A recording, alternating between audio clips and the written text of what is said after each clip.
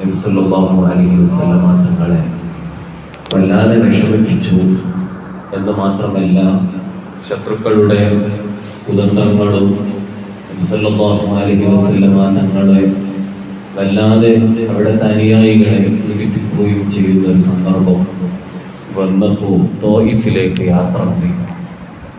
അവിടേക്ക് പലായനം ചെയ്തെങ്കിലും വല്ലാതെ സ്വീകരിക്കുമെന്ന് കരുതിക്കൊണ്ട് അങ്ങോട്ട് പോയിട്ടുണ്ടെങ്കിലും അവിടെയും നബി സല്ലല്ലാഹു അലൈഹി വസല്ലമ തങ്ങളെ വേദനിപ്പിക്കുന്ന വല്ലാത്ത ഒരു അവസ്ഥ വന്നപ്പോൾ, ഞാൻ ഒറ്റപ്പെട്ടു പോയോ എന്ന ഒരു ചിന്ത വന്നപ്പോൾ, നബി സല്ലല്ലാഹു അലൈഹി വസല്ലമ തങ്ങൾ ഒറ്റപ്പെട്ടിട്ടില്ല. നബി സല്ലല്ലാഹു അലൈഹി വസല്ലമ തങ്ങളെ സ്വീകരിക്കാൻ ലോകത്തുള്ള മുഴുവൻ പ്രവാചകന്മാരും ഒരുക്കമാണ് എന്ന് നേരിട്ട് തെളിയിക്കാൻ വേണ്ടിയിട്ടായിരുന്നു ഇസ്റാ മിഅ്റാജ് എന്ന് അറിയപ്പെടുന്ന നബി സല്ലല്ലാഹു അലൈഹി വസല്ലമ തങ്ങളുടെ മുഅ്ജിസത്തുകളിൽപ്പെട്ട വിശുദ്ധ ഖുർആൻ കഴിഞ്ഞാൽ ഏറ്റവും വലിയ മുഅ്ജിസത്ത് എന്ന് രേഖപ്പെടുത്തിയ ഇസ്റാ മിഅ്റാജ് നടക്കുന്നത്. ആ ഒരു ഇസ്റാ മിഅ്റാജ് റജബ് 27 ഇസ്റാ മിഅ്റാജ് നടന്നൊരു ദിവസമാണ് നമുക്ക് അറിയാമെങ്കിലും അതിനെക്കുറിച്ച് വിശദമായി നമ്മൾ പഠിച്ചു നോക്കുമ്പോൾ അവിടെയാണ് നബി സല്ലല്ലാഹു അലൈഹി വസല്ലമ തങ്ങളുടെ മഹത്വം നമുക്ക് ഒന്നുകൂടെ മനസ്സിലേക്ക് രൂഢമൂലമാവുക. അതുകൊണ്ട് ഇസ്റാ മിഅ്റാജ് വരുമ്പോൾ ഒരല്പമെങ്കിലും അതിലേക്ക് ആഴ്ന്നിറങ്ങി പഠിക്കൽ നമുക്ക് കടമയാണ്. നമുക്കറിയാം മസ്ജിദുൽ ഹറാമിൽ നിന്ന് ബൈത്തുൽ മുഖദ്ദസ് വരെയുള്ള യാത്ര ഇസ്റാ ആണെന്നും അവിടെ നിന്ന് 7 ആകാശവും അതിലപ്പുറവും കടന്ന് അള്ളാഹു നിശ്ചയിച്ച ആ സ്ഥലത്തേക്ക് എത്തിയ ആ ഒരു പരിധി വരെ അതിന് മിഅ്റാജാണെന്നും നമുക്കറിയാം. എങ്കിലും അതിനൊക്കെ ഒരുപാട് വിശദാംശങ്ങൾ മഹാന്മാർ അവരുടെ ഗ്രന്ഥങ്ങൾ എഴുതി വെച്ചിട്ടുണ്ട്. അതൊക്കെ നമ്മൾ വായിച്ച് പഠിച്ചു നോക്കുമ്പോൾ സുബ്ഹാനല്ലാഹ് ഓരോ ഘട്ടങ്ങളും ഹബീബായ നബി സല്ലല്ലാഹു അലൈഹി വസല്ലമ തങ്ങളുടെ പവിത്രത നമുക്ക് അതിലൂടെ മനസ്സിലാവുകയാണ്. നബി സല്ലല്ലാഹു അലൈഹി വസല്ലമ തങ്ങൾ യാത്ര ഒരുങ്ങിയത് അത് റജബ് 27 രാത്രി തിങ്കളാഴ്ചയാണ്. ആ ഒരു തിങ്കളിന് ഒരുപാട് മഹത്വമുണ്ടെന്ന് നമ്മൾ കഴിഞ്ഞ ക്ലാസ്സിൽ പറഞ്ഞ് അവസാനിപ്പിച്ചു. ആ ഒരു ദിവസത്തിന് വലിയ പ്രത്യേകതയുണ്ട് എന്നും ആ ദിവസത്തിൽ ഞാൻ മരിച്ചാൽ മതി എന്ന് ആഗ്രഹിച്ച സിദ്ദീഖ് റളിയല്ലാഹു അൻഹു, അപ്പോൾ അത്രമാത്രം അതിനൊരു ബഹുമതിയുണ്ട് എന്ന് മഹാന്മാർ നമുക്ക് പഠിപ്പിച്ചു തരുകയാണ്. പക്ഷേ സിദ്ദീഖ് റളിയല്ലാഹു അൻഹു ആഗ്രഹിച്ചെങ്കിലും ചൊവ്വാഴ്ച മരണപ്പെട്ടു. അതിനൊരുപാട് ഹിക്മത്തുകൾ മഹാന്മാർ പറയുന്നുണ്ട്. ഒരു വലിയ മഹാന് ചൊവ്വാഴ്ച മരണപ്പെട്ടാൽ, പക്ഷേ ചൊവ്വാഴ്ച മരണപ്പെട്ടു എന്ന് പറയാൻ പാടില്ല. ഒന്ന്, കാരണം അമ്പിയാക്കൾ കഴിഞ്ഞാൽ പിന്നെ ഏറ്റവും കൂടുതൽ മുഅ്മിനീങ്ങളിൽ സ്ഥാനമുള്ളത് മഹാനായ അബൂബക്കർ സിദ്ദീഖ് റളിയല്ലാഹു അൻഹുവിനാണ്. ആ സിദ്ദീഖ് റളിയല്ലാഹു അൻഹു വഫാത്തായത് ചൊവ്വാഴ്ചയാണ്. അതുകൊണ്ട് ചൊവ്വാഴ്ച അങ്ങനാണ്ട് ഇൻസൾട്ട് ആക്കാൻ പറ്റിയ ഒരു ദിവസമല്ല എന്നും മഹാന്മാർ പറയുന്നു. മറ്റൊരു ഹിക്മത്ത്, നബി സല്ലല്ലാഹു അലൈഹി വസല്ലമ തങ്ങളുടെ ദിവസം കഴിഞ്ഞാൽ പിറ്റേ അടുത്ത ദിവസം ചൊവ്വാഴ്ചയാണല്ലോ. അപ്പൊ സിദ്ദീഖ് റളിയല്ലാഹു അൻഹു രണ്ടാമത്തെ ആളാകുമ്പോൾ നബി സല്ലല്ലാഹു അലൈഹി വസല്ലമ തങ്ങളുടെ വഫാത്തിന് ശേഷം പിന്നെ ജനപ്രതിനിധിയായി ഖലീഫയായി തെരഞ്ഞെടുക്കേണ്ടത് മഹാനായ അബൂബക്കർ സിദ്ദീഖ് റളിയല്ലാഹു അൻഹുവിനെയാണ്. അതുകൊണ്ടാണ് അങ്ങനെയൊക്കെ അള്ളാഹു സംവിധാനിച്ചത് എന്നും മഹാന്മാർ രേഖപ്പെടുത്തുകയാണ്. അവിടെയാണ് നമ്മൾ കഴിഞ്ഞ ക്ലാസ്സിലെത്തിയത്. ഇനി നിങ്ങൾ നോക്കൂ, അള്ളാഹുവിന്റെ കൽപ്പന പ്രകാരം മുഖറബുൽ അംലാഖ് മലക്ക് ജിബ്രീൽ അലൈഹിസ്സലാം ഹബീബായ നബി സല്ലല്ലാഹു അലൈഹി വസല്ലമ തങ്ങളെ കൂട്ടി കൊണ്ടുപോകാൻ വേണ്ടി വരികയാണ്. എങ്ങോട്ടാണ് വരുന്നത്? ഉമ്മു ഹാനി റളിയല്ലാഹു അൻഹായുടെ വീട്ടിലേക്കാണ്. അവിടെ നബി സല്ലല്ലാഹു അലൈഹി വസല്ലമ തങ്ങൾ കിടന്നുറങ്ങുകയാണ്. ആരാണ് ഉമ്മു ഹാനി റളിയല്ലാഹു അൻഹ? അലി ഇബ്നു അബി ത്വാലിബ് റളിയല്ലാഹു അൻഹുവിന്റെ പെങ്ങളാണ്, സഹോദരിയാണ്. അബൂ ത്വാലിബിന്റെ മകളാണ്, അലി റളിയല്ലാഹു അൻഹുവിന്റെ പെങ്ങളാണ്. അങ്ങനെ ആ വീട്ടിന്റെ മേൽക്കൂര തുറന്ന് ജിബ്രീൽ അലൈഹിസ്സലാമും 2 മലക്കുകളും, മറ്റൊരു അഭിപ്രായത്തിൽ 70 മലക്കുകൾ എന്നുമുണ്ട്. ഏതായിരുന്നാലും 2 മലക്കുകൾ എന്ന് പ്രബലമായ അഭിപ്രായം. ആ 2 മലക്കുകൾ ആരാണ്? ഒന്ന് മഹാനായ മീകായിൽ അലൈഹിസ്സലാമാണ്, മറ്റൊന്ന് ഇസ്രാഫീൽ അലൈഹിസ്സലാമാണ്. ഈ രണ്ട് മലക്കുകളും നബി സല്ലല്ലാഹു അലൈഹി വസല്ലമ തങ്ങളുടെ സമീപത്ത് വന്നു, വിളിച്ചുണർത്തി. നബി സല്ലല്ലാഹു അലൈഹി വസല്ലമ തങ്ങളെ താങ്ങിയെടുത്തു. മസ്ജിദുൽ ഹറാമിലെ ഹതീം എന്ന സ്ഥലത്തേക്ക് കൊണ്ടുപോയി. എന്നിട്ട് ചോദിക്കുകയാണ്, മാ ഹുവൽ ഹതീം, എന്താണ് ഹതീം എന്ന് പറഞ്ഞാൽ? അവിടെ ആൻസർ പറയുന്നു, മാ ബൈന റുക്നിൽ അസ്വദി ഇലൽ ബാബി ഇലൽ മഖാം. റുക്നുൽ അസ്വദിന്റെയും അതുപോലെ തന്നെ വിശുദ്ധമായ കഅബയുടെ ഡോറിന്റെയും അല്ലെങ്കിൽ മഖാം ഇബ്രാഹിമിന്റെയും ഇടയിലുള്ള സ്ഥലം എന്നവിടെ കൊടുക്കുന്നുണ്ട്. അതിന്റെ ശേഷം മറ്റൊരു അഭിപ്രായം അനുസരിച്ച് വഖീല സംസം, അതല്ലെങ്കിൽ ഹിജ്ർ ഇസ്മായിൽ, അല്ലെങ്കിൽ സംസം കിണറിന്റെ സമീപം, ഹിജ്ർ ഇസ്മായിലിന്റെ സമീപം എന്നൊക്കെ പറഞ്ഞിട്ടുണ്ടെങ്കിലും സംസം കിണറിന്റെ സമീപത്തേക്ക് നബി സല്ലല്ലാഹു അലൈഹി വസല്ലമ തങ്ങളെ കൊണ്ടുപോവുകയാണ്. അവിടെ കൊണ്ടുപോയിട്ട് ഒരു ഓപ്പറേഷൻ നടത്തുകയാണ്. ഷിഖ്ഖു സ്വദർ എന്ന് അറബിയിൽ പറയും. യാത്രക്ക് മുമ്പുള്ള ഒരു ഓപ്പറേഷനാണ്. മലക്കുകൾ നബി സല്ലല്ലാഹു അലൈഹി വസല്ലമ തങ്ങളെ സംസം കിണറിന്റെ അരികിലേക്ക് കൊണ്ടുപോയി മലർത്തി കിടത്തി. പിന്നെ ജിബ്രീൽ അലൈഹിസ്സലാമാണ് ഓപ്പറേഷന് നേതൃത്വം നൽകുന്നത്. പള്ളയുടെ നെഞ്ചിന്റെ എല്ലിന്റെ അരികിലൂടെ ഇങ്ങനെ കീറി കീറി കീറി പള്ള മുതൽ പൊക്കിട് വരെ നബി സല്ലല്ലാഹു അലൈഹി വസല്ലമ തങ്ങളുടെ വയറ് കീറുക. ഓപ്പറേഷൻ തിയേറ്റർ ഇല്ല, മയക്കലില്ല, ഒന്നുമില്ല. അവിടെ ഇന്നത്തെ പോലെ ആധുനിക സംവിധാനങ്ങളില്ല. പിന്നെ എങ്ങനെയാണ്? മഹാന്മാർ നമുക്ക് ആ കഥ വിവരിച്ചു തരികയാണ്. ജിബ്രീൽ അലൈഹിസ്സലാം അവിടെ ആംഗ്യം കാണിക്കുകയാണ്. ആംഗ്യം ഇങ്ങനെ കാണിക്കുന്നതനുസരിച്ച് ഒരു കത്രിക കൊണ്ട് മുറിക്കുന്നത് പോലെ നബി സല്ലല്ലാഹു അലൈഹി വസല്ലമ തങ്ങളുടെ മുകളിലെ വാരിയലിൻ്റെ ആ ഭാഗത്തുകൂടെ ഇങ്ങനെ കീറി കീറി കീറി പള്ളയുടെ പൊക്കിട് വരെ കീറുക. അങ്ങനെ കീറിയതിന് ശേഷം ആ നബി സല്ലല്ലാഹു അലൈഹി വസല്ലമ തങ്ങളുടെ തൊലി അങ്ങോട്ടും ഇങ്ങോട്ടും ആക്കിയതിന് ശേഷം ജിബ്രീൽ അലൈഹിസ്സലാം ഹൃദയം പുറത്തെടുക്കുകയാണ്. ഹൃദയം പുറത്തെടുത്തു. എന്തിനു വേണ്ടിയിട്ടാണ് അത് പുറത്തെടുത്തത്? ഇതൊക്കെ ഒരുപാട് ചർച്ചകളാണ്. അപ്പം നമുക്ക് ഈ ഇസ്റാ മിഅ്റാജിന്റെ അടുത്തെത്തുമ്പോൾ അല്പമെങ്കിലും അതിനെക്കുറിച്ചൊന്ന് ആയിന്നിറങ്ങി പഠിക്കാം എന്നതുകൊണ്ടാണ് നന്നായി ഇതിനെക്കുറിച്ച് ഒന്ന് നന്നായിട്ടല്ല ഒരു അല്പമെങ്കിലും പഠിച്ചുകൊണ്ട് നിങ്ങളുടെ അടുത്തേക്ക് വന്നത്. അങ്ങനെ നബി സല്ലല്ലാഹു അലൈഹി വസല്ലമ തങ്ങളുടെ ഹൃദയം പുറത്തെടുത്തു. അതിൽ നിന്ന് പൈശാചികമായ അംശം ഹൃദയത്തിൽ നിന്നും എടുത്തു കളയുകയാണ്. വഫീ റിവായത്തിൽ, മറ്റൊരു റിവായത്തിലുണ്ട്, അന്നഹു അഖ്റജ മിൻ ഖൽബിഹി അലഖത്തുൻ സൗദാ. നബി സല്ലല്ലാഹു അലൈഹി വസല്ലമ തങ്ങളുടെ ഹാർട്ടിൽ നിന്നും ഒരു കറുത്ത ഒരു രക്തകഷ്ണം എടുത്ത് മാറ്റുകയാണ്. അതിൻ്റെ ശേഷം അപ്പം അതിലൊക്കെ ഒരുപാട് വിശദീകരണങ്ങളുണ്ട്. ചുരുക്കത്തിൽ നമ്മൾ പ്രസവിക്കപ്പെട്ടാൽ നമ്മെ പിശാച് തൊടാതെ ഒരാളുണ്ടാവില്ല, ഉറപ്പാണ്. പക്ഷേ നബി സല്ലല്ലാഹു അലൈഹി വസല്ലമ തങ്ങളെ പിശാച് തൊട്ടിട്ടുണ്ടോ? തൊട്ടിട്ടുണ്ട്. നബി സല്ലല്ലാഹു അലൈഹി വസല്ലമ തങ്ങൾ പറയുന്നുണ്ട്, എന്നെ സ്പർശിച്ച പിശാച് അത് മുസ്ലിമാണ്. നോക്കി നിങ്ങൾ. അപ്പോൾ അല്ലാഹു സുബ്ഹാനഹു വ തആല അത്രയും വലിയ ബഹുമതി നബി സല്ലല്ലാഹു അലൈഹി വസല്ലമ തങ്ങൾ കൊടുത്തിട്ടുണ്ട്. പക്ഷേ നമ്മെപ്പോലെയുള്ള ആളുകളെ പിഴപ്പിക്കാൻ വേണ്ടി പിശാച് പലപ്പോഴും ശ്രമിക്കും. അല്ലാഹു പിശാചിന്റെ ശർറിൽ നിന്ന് കാത്തുരക്ഷിക്കുമാറാവട്ടെ. പിന്നെ എന്തിനാണ് ഇതൊക്കെ എടുത്ത് മാറ്റിയത്? അവിടെ മഹാന്മാർ വിശദീകരിച്ച് പറയുന്നുണ്ട്, സല്ലല്ലാഹു അലൈഹി വസല്ലമ തങ്ങൾ തോഹിറാണ്, വളരെ തോഹിറായ ഖൽബിന്റെ ഉടമയാണ്, എല്ലാമാണ്. പക്ഷേ നൂറുൻ അലാ നൂർ എന്ന് പറഞ്ഞതുപോലെ പ്രകാശത്തിന്റെ മുകളിൽ ഒരു പ്രകാശം, ശുദ്ധിയുടെ മേലെ ഒരു ശുദ്ധി എന്ന് പറഞ്ഞതുപോലെ നബി സല്ലല്ലാഹു അലൈഹി വസല്ലമ തങ്ങൾ അത്രയും പ്യുവറായി ലോകത്തിന്റെ മുമ്പിൽ മാതൃകയാകേണ്ട, ലോകത്തിലെ മുഴുവൻ അമ്പിയാക്കളുടെയും നേതാവാകേണ്ട നേതാവായ ഹബീബായ മുഹമ്മദുർ റസൂലുള്ളാഹി സ്വല്ലല്ലാഹു അലൈഹി വസല്ലമ തങ്ങളും അല്ലാഹുവും തമ്മിലുള്ള അത്രയും വലിയ കണക്ഷൻ, അതാണ് അവിടെ നമ്മെ സൂചിപ്പിക്കുന്നത്. എന്നിട്ട് പറയുന്നു, വവസലഹു 3 മറത്തിൻ ബിമാഇ സംസം.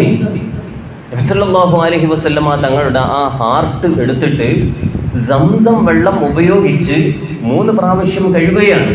അവിടെയും മഹാന്മാർ വിശദീകരണം കൊടുക്കുന്നുണ്ട്. ഏത് വെള്ളത്തിനാണ് പ്രാധാന്യം? സംസം വെള്ളത്തിനാണോ, ഹൗദുൽ കൗസറിനാണോ, നബി സല്ലല്ലാഹു അലൈഹി വസല്ലമ തങ്ങളുടെ കൈവിരലുകളിലൂടെ ഒഴുകിയ വെള്ളമാണോ? ഫസ്റ്റ് അവിടെ മാർക്ക് കൊടുക്കുന്നത് നബി സല്ലല്ലാഹു അലൈഹി വസല്ലമ തങ്ങളുടെ കൈവിരലുകളിലൂടെ ഒലിച്ച വെള്ളമാണ്. അല്ലാഹുവേ, സാധുക്കളായ ഞങ്ങൾക്ക് അതിൻ്റെ ഒരു അംശമെങ്കിലും കുടിക്കാനുള്ള ഭാഗ്യം നൽകണേ അല്ലാഹ്. ഹൗദുൽ കൗസർ അവിടുത്തെ തൃക്കരങ്ങളിൽ നിന്ന് വാങ്ങി കുടിക്കാനുള്ള ഭാഗ്യം തരണേ അല്ലാഹ്. മറ്റു പുണ്യമാകപ്പെട്ട സംസം അടക്കമുള്ള മുഴുവൻ ജലങ്ങളും ബറക്കത്താക്കപ്പെട്ട പുണ്യജലങ്ങളൊക്കെ ഞങ്ങൾക്ക് ധാരാളം കുടിക്കാനുള്ള തൗഫീഖ് തരണേ റഹ്മാനേ. ഇതിന് ഒക്കെ സഹായകമായത് മീകായിൽ അലൈഹിസ്സലാം. മീകായിൽ അലൈഹിസ്സലാം നന്നായി ഹെൽപ്പ് ചെയ്യുന്നുണ്ട്. ഒരു ഡോക്ടറും നഴ്സും ഉണ്ടെങ്കിൽ ആ ഒരു ഡോക്ടറായി ജിബ്രീൽ അലൈഹിസ്സലാം പ്രവർത്തിക്കുന്നുണ്ടെങ്കിൽ അതിൻ്റെ ഒരു നഴ്സായി അതല്ലെങ്കിൽ ഒരു സഹായകമായി മീകായിൽ അലൈഹിസ്സലാം അവിടെയും ഹെൽപ്പ് ചെയ്തുകൊണ്ടിരിക്കുകയാണ്. അങ്ങനെ ഇതിന് ശേഷം അഥവാ നെഞ്ച് കീറി കൽബൊക്കെ അതിൽ നിന്ന് എടുത്ത് സംസം വെള്ളം കൊണ്ട് കഴുകി അതിൻ്റെ ശേഷം ആ ഹാർട്ടിലേക്ക് നിറച്ചു. ഹിൽമൻ, ഇൽമല്ല ഹിൽം, സഹനം, വഇൽമൻ, അറിവ്, ജ്ഞാനം, വയഖീനൻ, ഒന്നുകൂടെയുള്ള ഉറപ്പ്, ഈമാനികമായി നല്ല ഒരു ഉറപ്പ്. നമ്മൾ ഉറപ്പ് എന്ന് പറഞ്ഞാൽ 100% ഉറപ്പ്. അതിലൊക്കെ വിശദീകരണങ്ങൾ ഞാൻ ചുരുക്കുകയാണ്.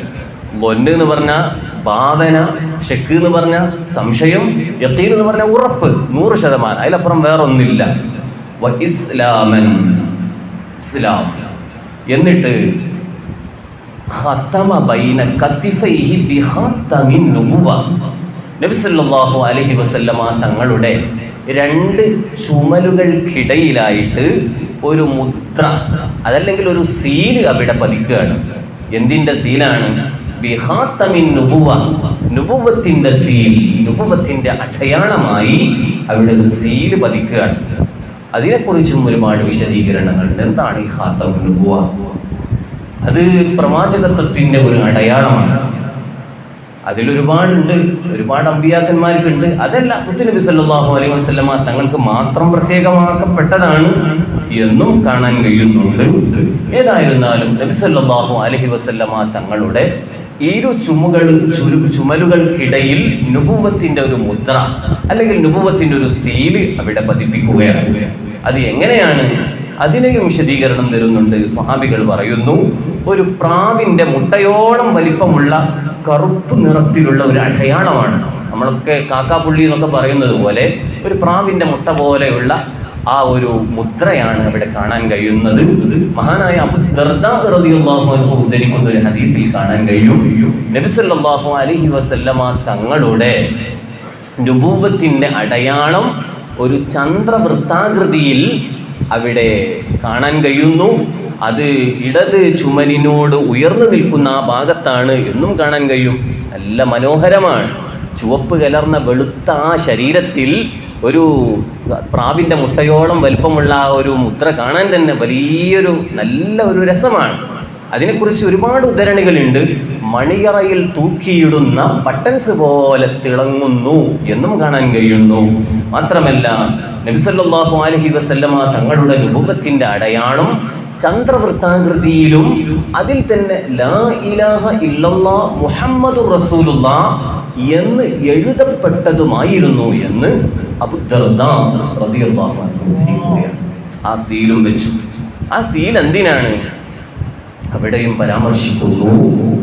പിന്നെ മുത്ത് നബി സല്ലല്ലാഹു അലൈഹി വസല്ലമ തങ്ങൾക്ക് ഒരു ശത്രുതയും ഒരു ശത്രുബാധയും, അത് പിശാചിൻ്റെതാകട്ടെ മനുഷ്യൻ്റെതാകട്ടെ ജിന്നിൻ്റെതാകട്ടെ ഒന്നും തന്നെ ഏൽക്കാത്ത വിധത്തിലുള്ള ഒരു പ്രൊട്ടക്ഷനാണ്, ഒരു സംരക്ഷണമാണ് ആ സീൽ. ജിബ്രീൽ അലൈഹിസ്സലാമും മീകായിൽ അലൈഹിസ്സലാമും നബി സല്ലല്ലാഹു അലൈഹി വസല്ലമ തങ്ങളുടെ ഹൃദയം പുറത്തെടുത്ത് സംസം വെള്ളം കൊണ്ട് കഴുകി അള്ളാഹുവിൻ്റെ ഹിക്മത്തും ഇൽമും നിറച്ച് ശേഷം തുന്നിച്ചേർത്തു. പിന്നെ അവിടെ സീലും വെച്ച്. അപ്പോ ഒരു സംശയമുണ്ട്, എന്തിനാണ് ഇതൊക്കെ ചെയ്തത്? അവിടെ നമ്മൾ നോക്കുകയാണെങ്കിൽ ഇന്നും ലോകത്ത് ബഹിരാകാശ യാത്രകൾ നടക്കുന്നുണ്ട്.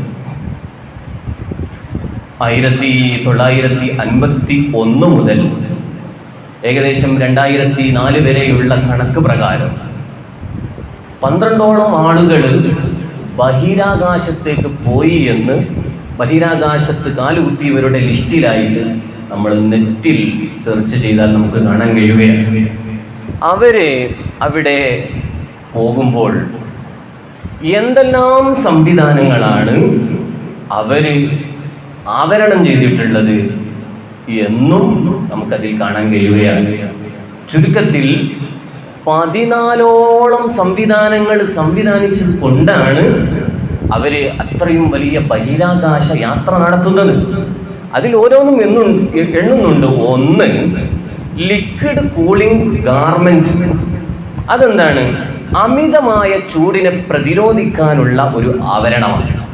2, മൂത്രം ശേഖരിക്കാനുള്ള സംവിധാനം. 3, സുരക്ഷാ പാളി.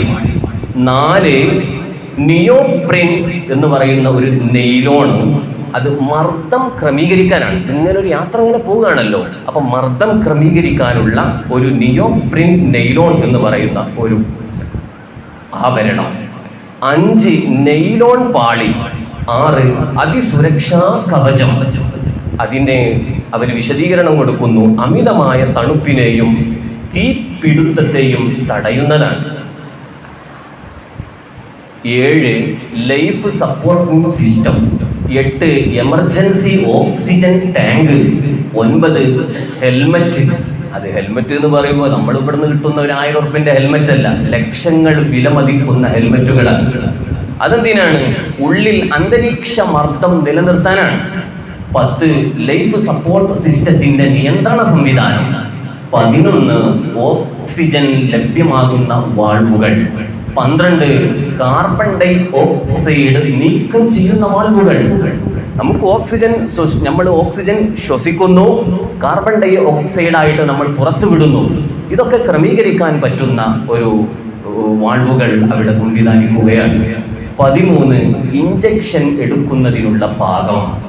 14, ഷൂസ്. ഈ ഷൂ എന്നൊക്കെ പറയുമ്പോൾ നേരത്തെ പറഞ്ഞതുപോലെ ലക്ഷങ്ങൾ വിലമതിക്കുന്ന ഷൂ ആണ്. അപ്പൊ ഒരു മനുഷ്യന് ചന്ദ്രനിലെത്താൻ അല്ലെങ്കിൽ ഒരു ബഹിരാകാശ സഞ്ചാരിയാകാൻ ഇത്രയുമൊക്കെ സംവിധാനങ്ങൾ സംവിധാനിച്ചാലേ അങ്ങോട്ട് എത്താൻ പറ്റൂ എങ്കിൽ ഇവിടെയാണ് വിശുദ്ധ ഖുർആനിന്റെ മുമ്പിൽ ലോകം അത്ഭുതപ്പെടുന്നത്. എന്താണത്?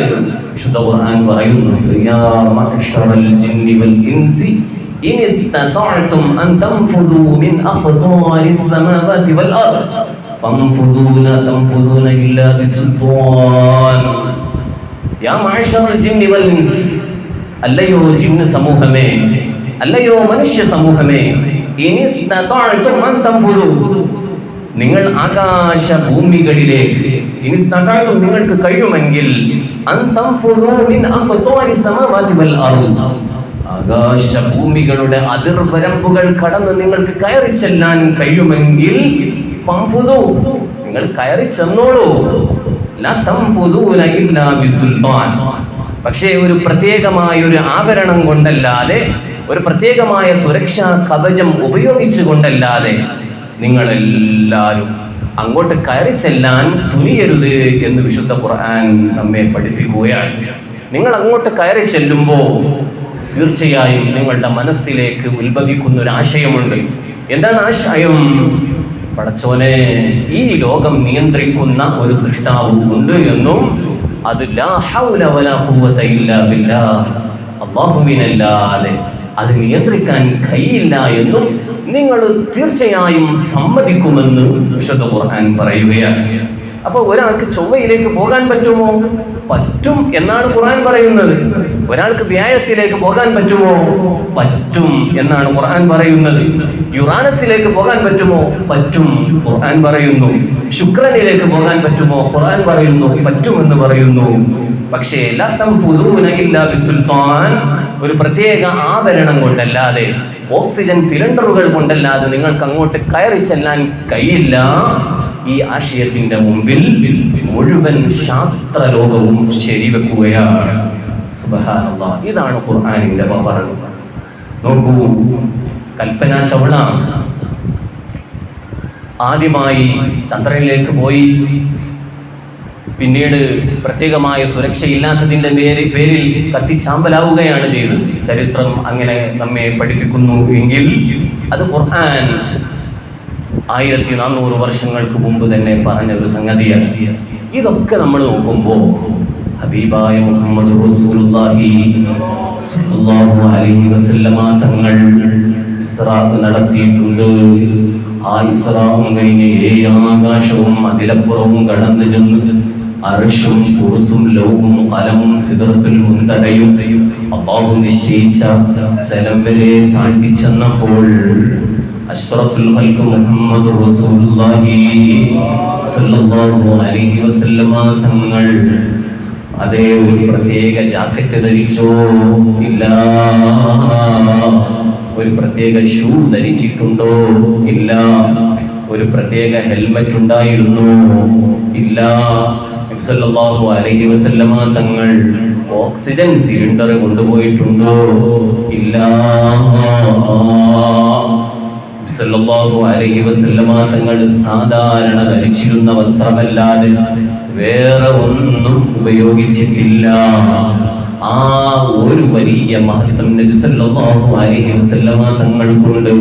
എന്നിട്ടും നബി സല്ലല്ലാഹു അലൈഹി വസല്ലമ തങ്ങൾ ഇന്ന് വരെ ഒരു ശാസ്ത്രജ്ഞന്മാരും എത്തിപ്പെടാത്ത മുഴുവൻ സ്ഥലങ്ങളും കണ്ട് തിരിച്ചു പോന്നിട്ടുണ്ട്. നബി സല്ലല്ലാഹു അലൈഹി വസല്ലമ തങ്ങൾക്ക് അതിന്റെ പേരിൽ ഒരു രോമത്തിന് പോലും ഒരു പോറലേൽക്കാണ്ടി വന്നിട്ടില്ല. അതിനൊക്കെ ഒരു പ്രൊട്ടക്ഷൻ ആയിക്കൊണ്ടായിരുന്നു ജിബ്രീൽ അലൈഹിസ്സലാം ഈ ഒരു സംവിധാനം ചെയ്തിട്ടുള്ളത് എന്ന് നമുക്ക് ആ ചരിത്രത്തിൽ കാണാൻ കഴിയുകയാണ്.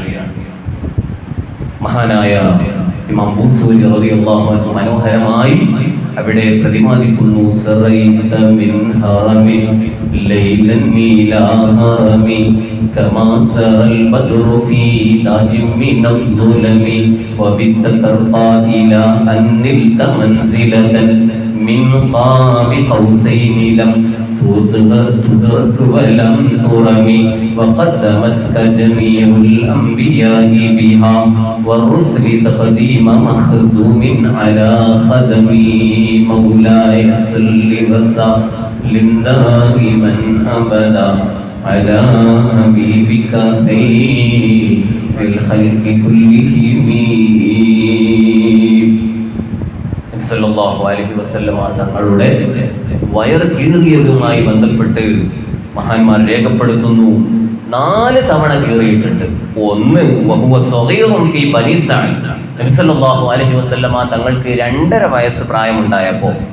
രണ്ടാമതായി വഹുവ ഇബ്നു 10 സിനീൻ, നബി സല്ലല്ലാഹു അലൈഹി വസല്ലമ തങ്ങളുടെ 10ാമത്തെ വയസ്സിൽ. 3 ഇൻദൽ ബിഅസതി, നബി സല്ലല്ലാഹു അലൈഹി വസല്ലമ തങ്ങൾ ഹിറാ ഗുഹയിൽ 40ാമത്തെ വയസ്സിൽ നുബുവത്ത് കിട്ടിയ സന്ദർഭത്തിൽ. 4 ലൈലത്തുൽ ഇസ്റാ, ഇസ്റാഇന്റെ രാത്രിയിൽ അവിടുത്തെ 52ാമത്തെ വയസ്സിൽ എന്നും മഹാന്മാർ രേഖപ്പെടുത്തുകയാണ്. അങ്ങനെ ഇതൊക്കെ കഴിഞ്ഞതിന് ശേഷം അല്പം മസ്ജിദുൽ ഹറാമിലെ വിശുദ്ധമായ കഅബാലയത്തിന്റെ വാതിലിന്റെ അരികിൽ വിശ്രമിച്ചതിന് ശേഷം യാത്ര ആരംഭിക്കുകയാണ്. ആ യാത്ര നബി സല്ലല്ലാഹു അലൈഹി വസല്ലമ തങ്ങളെ കൂട്ടിക്കൊണ്ടുപോകാൻ ജിബ്രീൽ അലൈഹിസ്സലാം വന്നത് ബുറാഖ് എന്ന വാഹനം പുറത്താണ്. അതൊരു പ്രത്യേകമായ ഒരു വാഹനമാണ്. അതിന്റെ പ്രത്യേകത തന്നെ പരാമർശിക്കുകയാണെങ്കിൽ ഒരുപാടുണ്ട്. വഹുവ ദാബത്തുൻ നബിയ്യ, അത് വെളുത്ത ഒരു മൃഗമാണ്. ഫൗഖൽ ഹിമാരി വദൂനൽ ബിഗൽ, സാധാരണ കഴുതയേക്കാൾ ഉയരം കൂടുതലും, വദൂനൽ ബിഗലി, കോവർ കഴുതയേക്കാൾ അല്പം ഉയരം കുറവുമുള്ള ഒരു ജീവിയാണ്. യളഉ ഹാഫിറഹു ഇൻദ മുൻതഹാ തുഫഹു, അതിൻ്റെ ഓരോ പാദങ്ങൾ എടുത്തു വെക്കുമ്പോഴും കണ്ണെത്താ ദൂരത്തേക്ക് പാദങ്ങൾ എടുത്തു വെക്കാൻ കഴിവുള്ള ഒരു ജീവിയാണ്. ചുരുക്കത്തിൽ ആധുനിക റോക്കറ്റിനേക്കാളും ഹൈ സ്പീഡിൽ സഞ്ചരിക്കാൻ കഴിയുന്ന ഒരു ജീവി. സുബ്ഹാനല്ലാഹ്. പിന്നെ എന്താണ് അതിൻ്റെ പ്രത്യേകത? ഒരു ഇറങ്ങുകയാണെങ്കിൽ അതിൻ്റെ കൈ ഇങ്ങനെ നീളുകയും കാല് ചുരുങ്ങുകയും ചെയ്യുന്നു. അതൊക്കെ സ്പീഡ് കൂടാനും കുറക്കാനും ഒക്കെ ഉള്ള ഒരു സംവിധാനമാണ്. കയറുകയാണെങ്കിലോ കാലിങ്ങനെ നീളുകയും കൈ ചുരുങ്ങുകയും ചെയ്യുന്നു. ചിറക് കൊണ്ട് അതിങ്ങനെ കാലിനിങ്ങനെ അടിച്ചുകൊണ്ടേയിരിക്കുന്നു. അതിൻ്റെ മുഖം മനുഷ്യരൂപമാണ്. ശരീരം കുതിരയുടെ ഒരു നല്ല വെളുപ്പുള്ള നിറം. ആ വെളുപ്പിൻ്റെ ഇടയിലൂടെ കറുത്ത രോമമുള്ള നല്ല ഒരു ഭംഗിയുള്ള ഒരു ജീവിയാണ്. കാല് കാളയുടെ കാലാണ്. വിരടി ഒട്ടകത്തിൻ്റെ വിരടിയാണ്. നെഞ്ച് ആനയുടെ നെഞ്ചാണ്. ചിറക് പരുന്തിനെ പോലെ 2 ചിറകുകളാണ്. നബി സല്ലല്ലാഹു അലൈഹി വസല്ലമ തങ്ങൾക്ക് മുമ്പ് പല അമ്പിയാക്കളും ബുറാക്കിൽ സഞ്ചരിച്ചിട്ടുണ്ട് എന്നും, എന്നാൽ ഇമാം നബവി റളിയല്ലാഹു അൻഹുവിനെ പോലെയുള്ള പല പണ്ഡിതന്മാരും പറയുന്നു ഇസ്റാ മിഅ്റാജ് നബി സല്ലല്ലാഹു അലൈഹി വസല്ലമ തങ്ങൾക്ക് പ്രത്യേകമായതുപോലെ ബുറാഖും നബി സല്ലല്ലാഹു അലൈഹി വസല്ലമ തങ്ങൾക്ക് പ്രത്യേകമാണ്. അൽ ബുറാഖു മിനൽ ബർഖി ലിസുർഅതി സൈറഹു. ബുറാഖ് എന്ന് പറഞ്ഞാൽ ബർഖ് എന്ന് പറയുന്ന മസ്ദറിൽ നിന്ന് ഉത്ഭവിച്ചതാണ്. കാരണം അതിൻ്റെ ലിസുർഅതി സൈറഹു, അതിൻ്റെ വേഗത ഹൈ സ്പീഡാണ്. അർസലഹുല്ലാഹു തആല ലഹു മിനൽ ജന്നതി ഇഹ്ലാലും ഇജ്ലാലും വതഅദീമാ. സല്ലല്ലാഹു അലൈഹി വസല്ലമ തങ്ങളുടെ ബഹുമതിയും അവിടുത്തെ ആദരവും കാരണം അല്ലാഹു സുബ്ഹാനഹു വ തആല സ്വർഗ്ഗത്തിൽ നിന്ന് ഇറക്കിയ ജീവിയാണ് എന്നും അഭിപ്രായമുണ്ട്. ബുറാഖിന്റെ പുറത്ത് നബി സല്ലല്ലാഹു അലൈഹി വസല്ലമ തങ്ങളെ കയറ്റാനിരിക്കുന്നതിന് മുമ്പ് ജിബ്രീൽ അലൈഹിസ്സലാം ബുറാഖിന്റെ കടിഞ്ഞാണ് പിടിച്ചുകൊണ്ട് ഒരു ചോദ്യം ചോദിക്കുന്നുണ്ട്. അല്ലയോ ബുറാഖേ, നിന്റെ പുറത്ത് ആരാണ് കയറാൻ പോകുന്നത് എന്ന് നിനക്ക് അറിയുമോ? അതേ, ജിബ്രീൽ അലൈഹിസ്സലാം പറഞ്ഞു കൊടുക്കുന്നു, അമ്പിയാക്കളിൽ അത്യുന്നതനായ അമ്പിയാക്കളുടെ രാജാവായ ഹബീബായ മുഹമ്മദ് മുസ്തഫ സല്ലല്ലാഹു അലൈഹി വസല്ലമ തങ്ങളാണ് ബുറാഖേ നിന്റെ പുറത്ത് കയറാൻ പോകുന്നത് എന്ന് പറഞ്ഞപ്പോഴേക്ക് ആ ബുറാഖ് ഒരു കൊച്ചുകുട്ടിയെ പോലെ പേടിച്ച് വിയർത്തൊലിക്കുന്നു. അങ്ങനെ നബി സല്ലല്ലാഹു അലൈഹി വസല്ലമ തങ്ങൾ പറയുന്നു, ഫറഖിബ്തുഹു, ഞാൻ ആ ബുറാഖിന്റെ പുറത്ത് കയറി. എൻ്റെ കൂടെ സഹയാത്രികനായി ജിബ്രീൽ അലൈഹിസ്സലാമും കൂടെയുണ്ട്. ഫസാറബി, എന്നെയും വഹിച്ച് യാത്ര പോയി. ഹത്താ അതൈതു ബൈത്തുൽ മുഖദ്ദസ്, ബൈത്തുൽ മുഖദ്ദസ് വരെ ബുറാഖ് എന്ന വാഹനത്തിലായിരുന്നു സഞ്ചരിച്ചത്. ഇൻഷാ അല്ലാഹ് ഇനി നമുക്ക് സമയം പോലെ ബാക്കി നമുക്ക് വിശദീകരിക്കാം. അല്ലാഹു സുബ്ഹാനഹു വ തആല നമുക്ക് ഇത്തരം കാര്യങ്ങളൊക്കെ ആയത്തിൽ ഇറങ്ങി പഠിച്ച് മുത്തുനബി സല്ലല്ലാഹു അലൈഹി വസല്ലമ തങ്ങളോടുള്ള മഹബ്ബത്തും അല്ലാഹുവും ഹബീബായ നബി സല്ലല്ലാഹു അലൈഹി വസല്ലമ തങ്ങളും തമ്മിലുള്ള ആ ഒരു കണക്ഷനും ബന്ധവും നമുക്ക് നന്നായി മനസ്സിലാക്കാനും അതോടുകൂടെ നമ്മുടെ ഈമാൻ വർദ്ധിക്കാനും അല്ലാഹു തൗഫീഖ് നൽകുമാറാകട്ടെ. എല്ലാവരും എഴുന്നേറ്റ് നിൽക്കണം. നമുക്ക് ഈ അക്രമത്തിൽ ചെല്ലണം. അല്ലാഹു നമ്മുടെ എല്ലാ സദസ്സുകളും ദുആക്ക് ഇജാബത്തുള്ള സദസ്സാക്കി മാറ്റി തരുമാറാകട്ടെ. يا أكرم الخلق ما لمن ألوذ به سواك عند حلول للحديث العامين مولاي صل وسلم دائما أبدا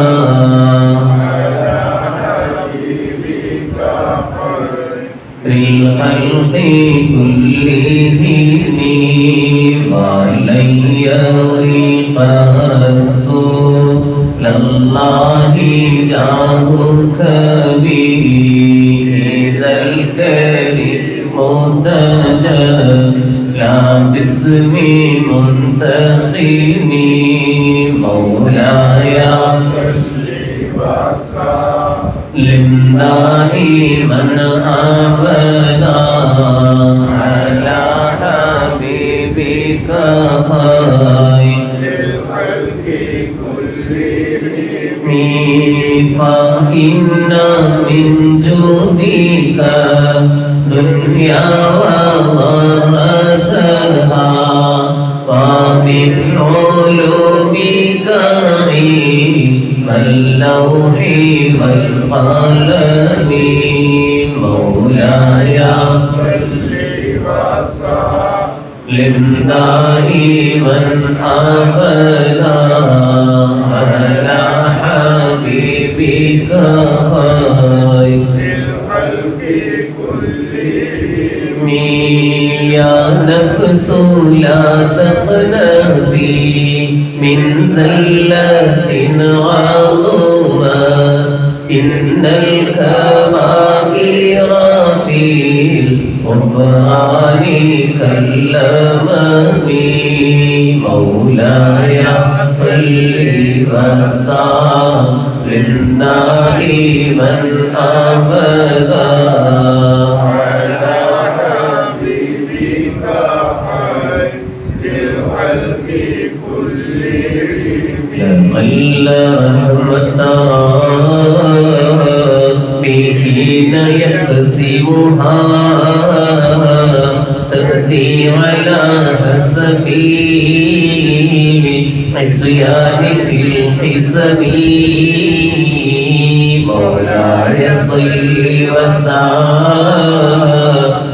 دائما أبدا على حبيبك خير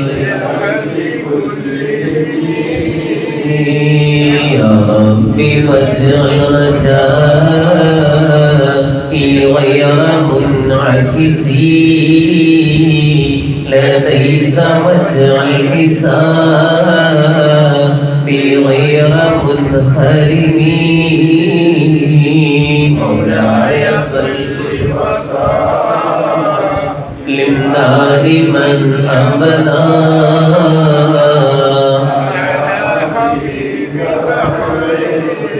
للخلق كلهم والطف بعبدك في دارين إن له صبرا متى تدعوه الأهوال ينهزمي مولاي صل وسلم دائما أبدا على حبيبك خير وابذل لصحبي صلاة منك دائمة على النبي بمحل ومنسجم مولاي صل وسلم دائما أبدا على حبيبك خير الخلق كلهم والآل والصحب ثم التابعين له أهل التقى والنقى والحلم والكرم مولاي صل وسلم دائما أبدا على حبيبك خير للخلق كلهم ما نهت عذبا الباري حسبا وأطرب العيسى بالعيس بالنغم مولاي صل وسلم دائما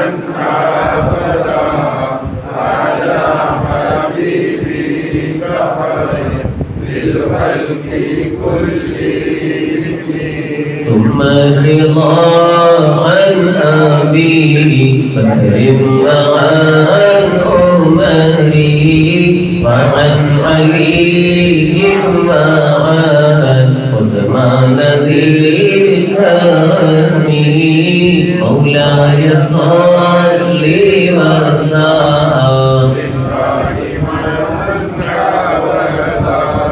على حبيبك خير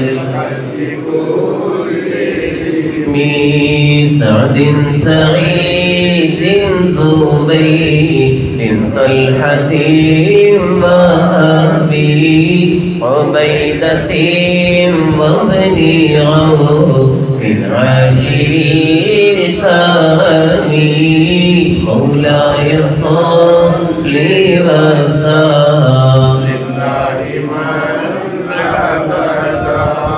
على حبيبك خير يا ربي بالمصطفى بلغ مقاصدنا واغفر لنا